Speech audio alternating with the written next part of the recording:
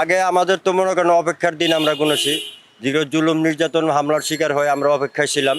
দীর্ঘ 18টি বছর অপেক্ষায় ছিলাম যে আমরা সুন্দর একটি নির্বাচনের মাধ্যমে আমরা সরকার পরিবর্তন করব। তবে আল্লাহর কাছে অশেষ মেহেরবানি এবং ধন্যবাদ, আল্লাহর কাছে শুকরিয়া আদায় করছি এই কারণেই যে গত 5ই আগস্টের মাধ্যমে ছাত্র জনতা এবং সাধারণ মানুষের ঐক্য জনমতের ভিত্তিতে যে আমরা স্বৈরাচার হরাইতে পারছি এবং আমরা 5ই আগস্টের পরবর্তী পর্যায়ে আমরা ইনশাল্লাহ এখন ভালো আছি। সর্বোপরি আমি একটা কথাই বলবো যে আমরা দীর্ঘ 18 বছর অপেক্ষা করছি গণতন্ত্র ফিরে আনার, গণতন্ত্র লড়াইয়ে সম্পৃক্ত ছিলাম এবং আমরা আগামী ডিসেম্বর মাসে যে নির্বাচনের ঘোষণা দিছে সেই ঘোষণার মাধ্যমে, নির্বাচনের মাধ্যমে আমরা আমাদের গণতন্ত্র পূর্ণাঙ্গ উদ্ধার করব এই আশাবাদ ব্যক্ত করছি। পাশাপাশি এখানে আমাদের যোগ্য একজন প্রার্থী দরকার। সেই প্রার্থী আমাদের মনে হয় আমরা জামান কামাল মোল্লা ভাইকে আমরা যোগ্য প্রার্থী মনে করতেছি এবং তাকে আমরা যদি আমাদের এখানে